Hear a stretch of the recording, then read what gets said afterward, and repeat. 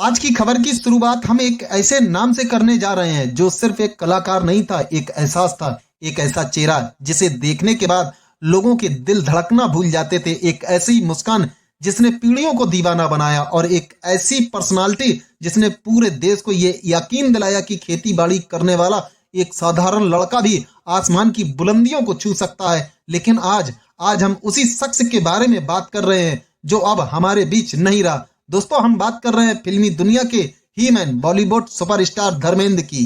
Camera studio में cut होता है, तस्वीरें चलती हैं, बैकग्राउंड म्यूजिक धीमे से बढ़ता है और हम कहानी शुरू करते हैं उस मिट्टी से जहां एक सुपरस्टार का बीज बोया गया था। धर्मेंद्र जन्म 8 दिसंबर 1935, पंजाब के फिरोजाबाद जिले का एक छोटा सा गांव। घर में पिता स्कूल में हेडमास्टर, पढ़ाई को लेकर बेहद सख्त, और माँ घर को देसी घी की महक और प्यार से भर देने वाली। बचपन साधारण लेकिन सपना असाधारण। खेतों में हल जोतना, बैलों के साथ खेलना, गांव की मिट्टी में पलना, लेकिन दिल के अंदर एक खामोश आग, फिल्मों तक पहुंचने की आग। 10वीं पास करने के बाद परिवार ने नौकरी की सलाह दी, लेकिन धर्मेंद्र का मन कह रहा था जिंदगी कुछ और चाहती है। और फिर एक दिन बिना शोर मचाए, बिना किसी परामर्श लिए घर की दहलीज से निकल पड़े सपनों की नगरी मुंबई की तरफ। एक छोटे से बैग में कपड़े, लेकिन दिल में करोड़ों सपनों का वजन। मुंबई में संघर्ष आसान नहीं था, लेकिन किस्मत ने साथ दिया। फिल्म फेयर टैलेंट हंट में चुने गए और 1960 में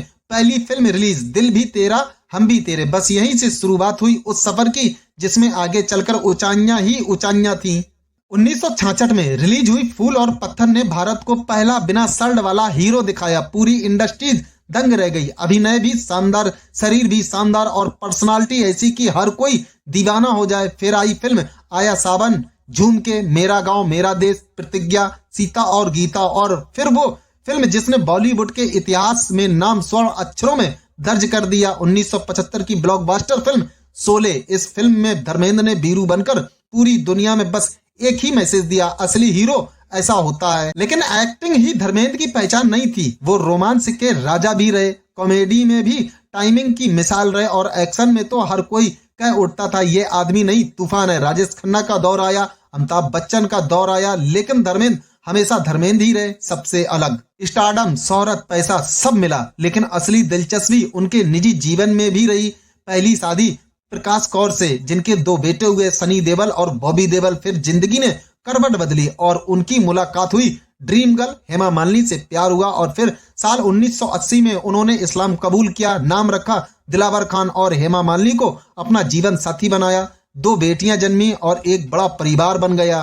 कहानी यहाँ खत्म नहीं होती। स्टारडम ने कभी धर्मेंद्र को घमंडी नहीं बनने दिया। जिंदगी में उतार चढ़ाव आए, लोग बदलते रहे, वक्त बदलता रहा, लेकिन धर्मेंद्र वही रहे, सादगी से भरे, दिल के साफ और बिल्कुल जमीन से जुड़े हुए। कहा जाता है कि उन्होंने अपनी कमजोरियां भी कभी दुनिया से नहीं छिपाई, हंसे भी खुलकर, रोए भी खुलकर और जिए भी खुलकर।